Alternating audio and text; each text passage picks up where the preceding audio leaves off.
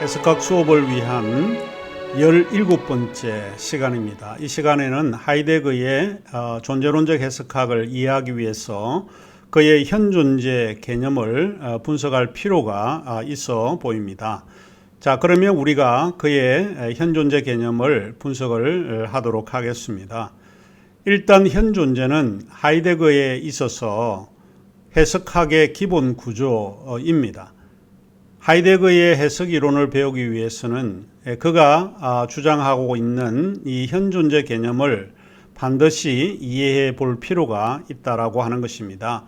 그러면 해석학의 기본 구조로서 이 하이데거의 현존재는 세계 내 존재입니다. 세계 내 존재는 글자 그대로 세계 안에 있는 존재라고 하는 뜻으로 받아들이면 쉽게 이해가 될 것입니다. 일단 수업을 듣기 전에도 세계 내 존재, 세계 안에 있는 존재라고 하는 것은 여러 가지 생각들이 많이 들 수 있을 거라고 생각을 합니다. 인간이 세계 속에 살아가는 존재이고 세계 안에서 활동하는 모든 것을 지칭한다라고 볼 때 이 존재 개념이 단순하지가 않고 상당히 복잡하겠구나 라고 하는 것을 추론해 볼 수 있을 것 같습니다.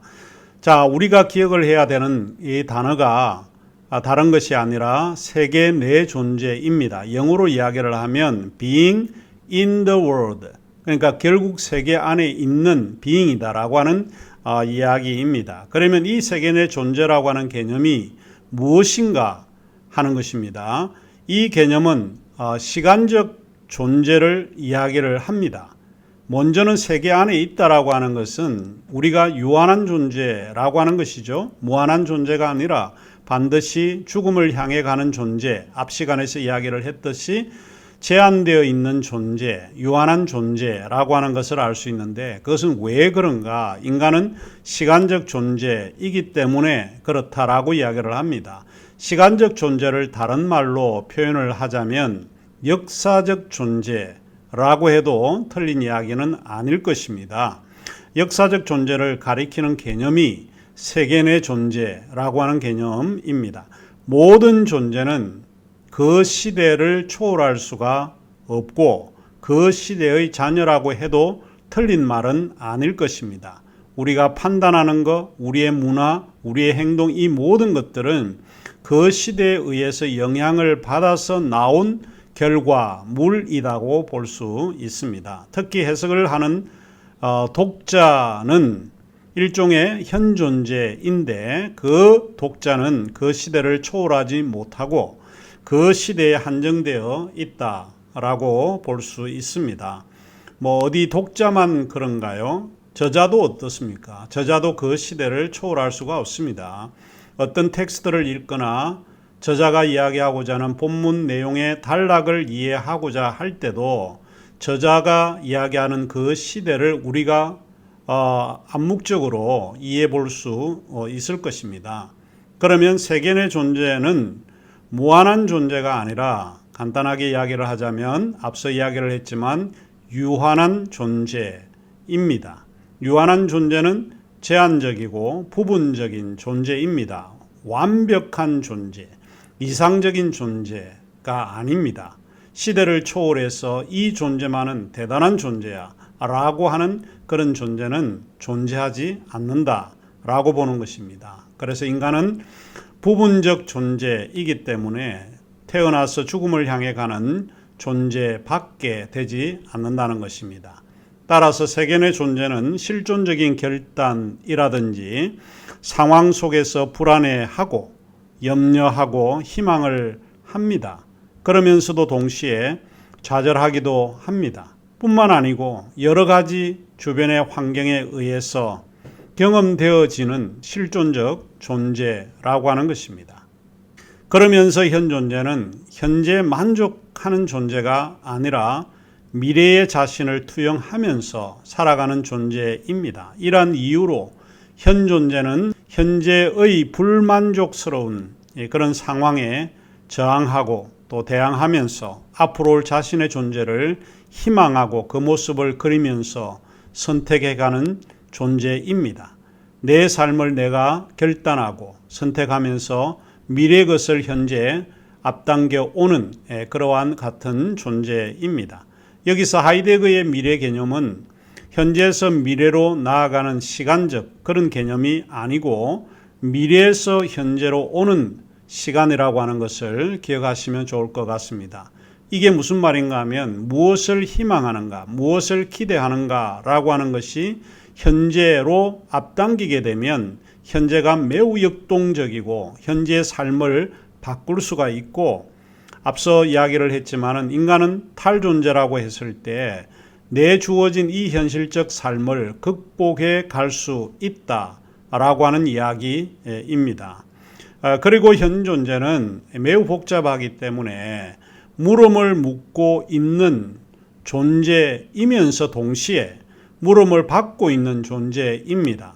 의식적이든 무의식적이든 현 존재는 타인에 의해서 창조되고 만들어지게 되는 해석적 존재라고 볼 수 있습니다. 사람들은 여러분을 바라보게 될 때 나름의 평가를 하게 되고 가치 기준을 가지고 여러분이 이런 사람이다, 저런 사람이다, 여러분이 밥맛이야, 또 애타적이야, 이타적이야, 상당히 훌륭해 하고 나름의 가치 판단을 내리는 그런 존재입니다.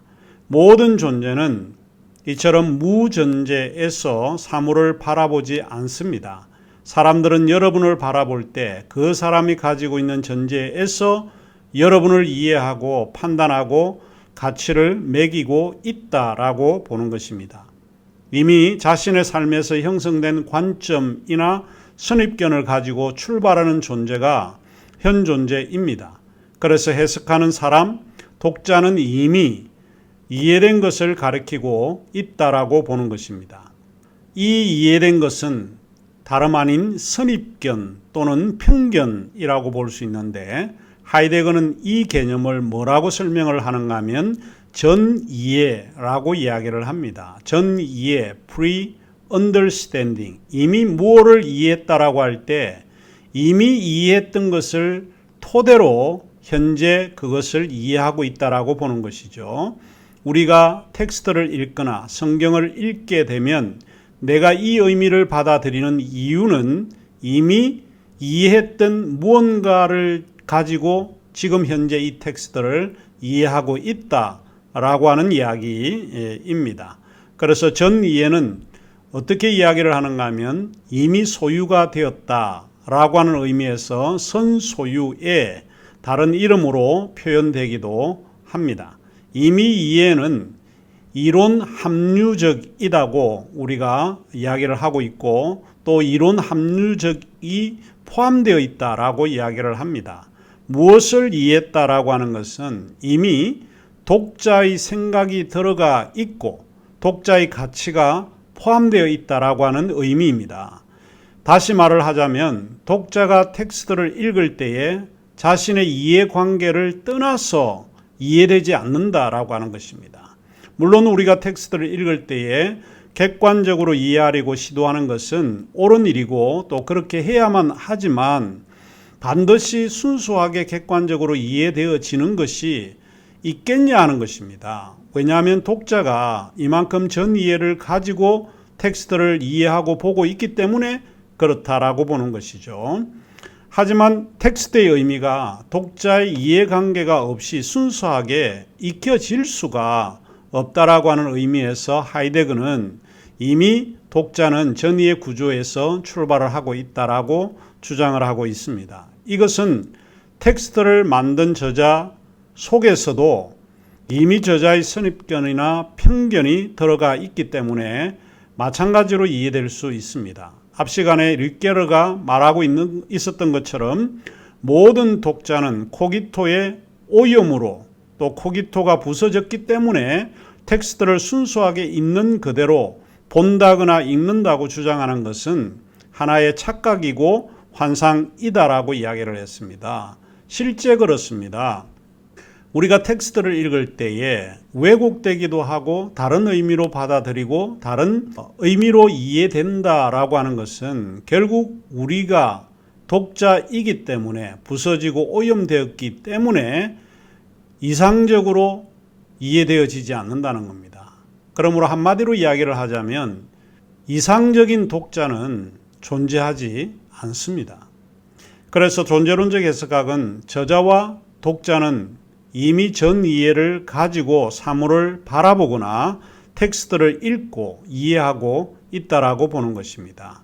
자, 이해되시죠? 어느 정도. 결국 현 존재라고 하는 것은 우리에게 이 해석적 관점에서 이야기하고 있는 것은 독자가 존재하고 있다라고 하는 것을 가르쳐주고 있습니다. 독자는 복잡한 경험의 구조, 실존의 경험 속에서 이해되고 만들어지고 영향을 받은 존재입니다. 그 독자가 텍스트를 읽거나 본문을 이해하게 될 때에 그가 가지고 있는 선이해 또 선소유, 전이해 구조를 가지고 이해하고 있다라고 하는 것을 알 수 있습니다.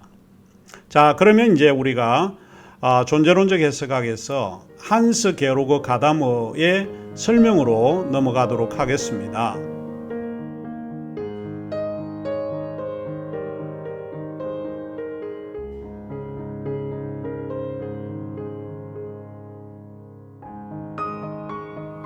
한스 게오르그 가다머는 하이데거와 마찬가지로 독일의 철학자입니다.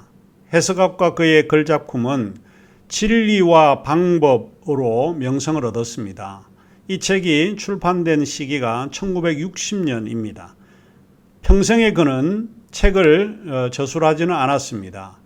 처음으로 방대한 이 책이 나오게 된 것이 1960년대의 책입니다. 이 책은 제가 댄 스타이버라고 하는 교수님과 함께 미국에 유학할 당시에 컬로퀴움 시간에 읽었던 책입니다.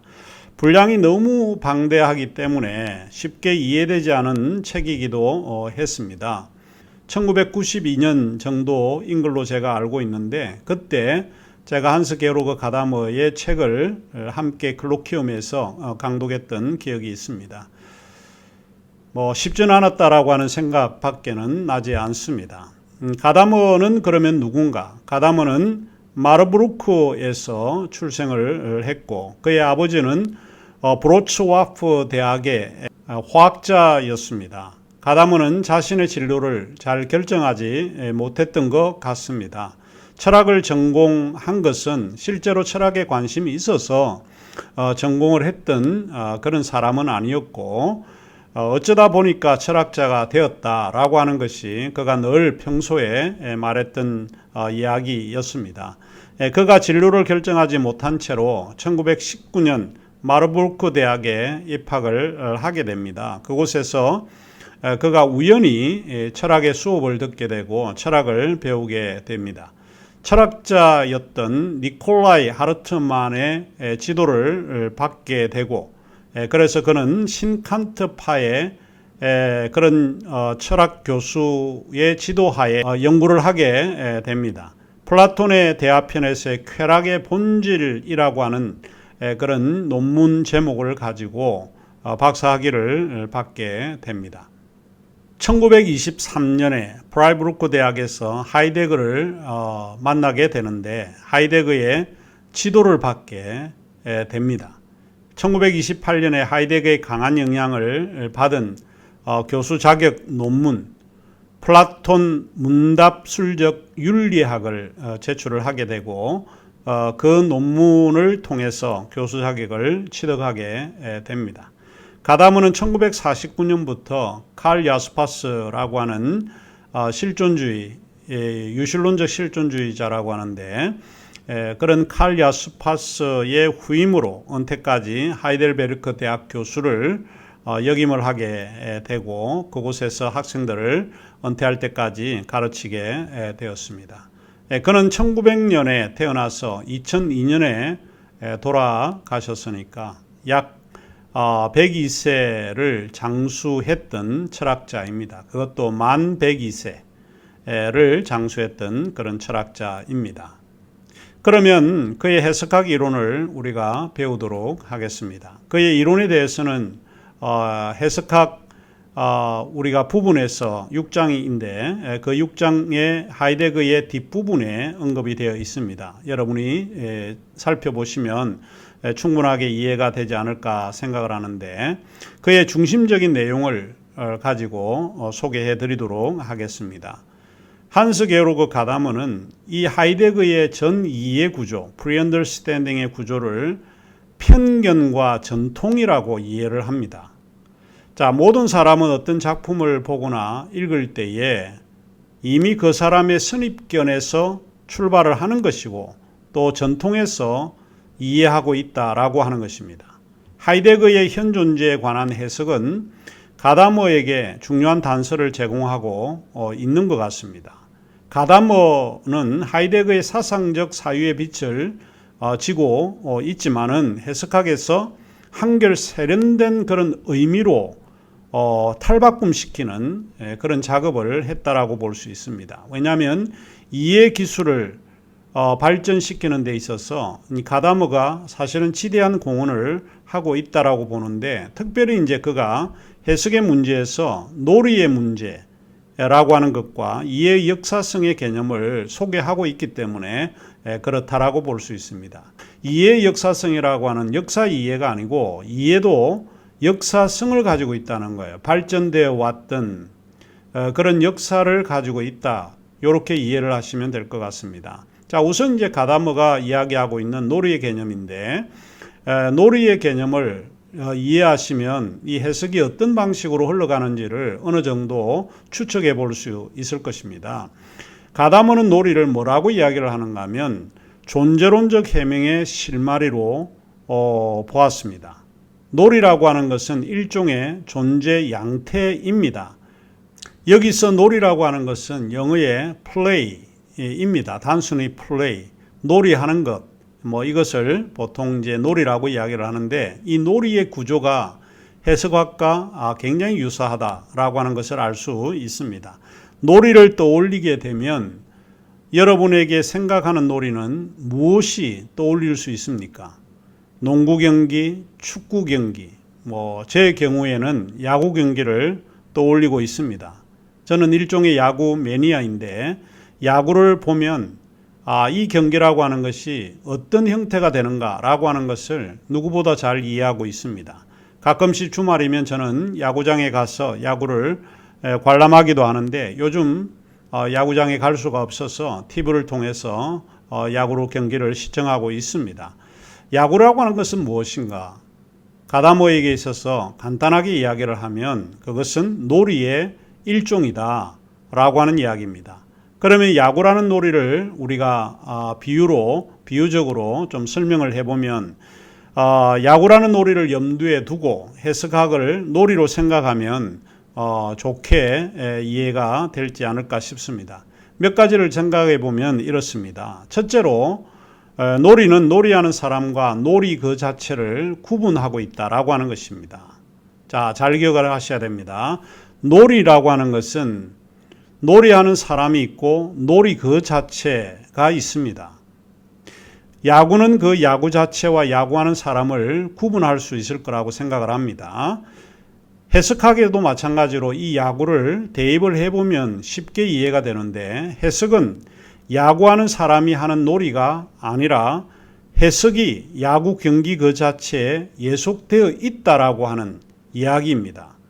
다시 말하면 야구 경기가 야구하는 사람을 어떻게 해요? 통제하고 지배하고 있다라고 하는 것을 쉽게 깨닫게 됩니다. 그러니까 뭐가 1차적일까요? 야구 그 자체가 1차적이지 야구하는 사람이 1차적이지 않다라고 보는 겁니다. 야구하는 사람은 야구 경기, 야구라고 하는 그 놀이에 예속이 되고 통제를 받고 있다라고 하는 이야기입니다. 야구하는 사람이 자기 마음대로 야구 경기를 하게 되면 그것은 주관적이고 자의적인 행동일 수밖에 없고 주관적인 이해에 빠지게 될 수밖에 없다라고 보는 거죠. 야구하는 사람은 야구 그 자체 규칙에 지배를 받고 있기 때문에 그렇다라고 보는 것이죠. 말하자면 해석은 어디에 예속이 되어야 되나? 말하자면 해석은 텍스트라고 하는 그곳에 예속이 되어 있다라고 보는 거예요. 그 규칙에 예속되어 있기 때문에 해석하는 사람은 자기 마음대로 자의적으로 이해할 수 없다라고 하는 이야기입니다. 해석하는 사람은 텍스트에 의해서 통제되어 있는 것이지 해석하는 사람이 노래하는 사람처럼 자신이 마음대로 이해하고 해석하게 되면 그것은 주관주의에 또는 자의적인 해석에 빠지게 되는 것과 같습니다. 그러므로 모든 이해는 텍스트, 본문이라고 하는 규칙에 예속되어 있다는 것을 먼저 기억하면 좋을 것 같습니다. 두 번째 논리는 규칙을 요구하는데 이것은 일종의 문법입니다. 이 문법에 관한 설명은 다음 시간에 와서 우리가 다시 설명을 하도록 하겠습니다.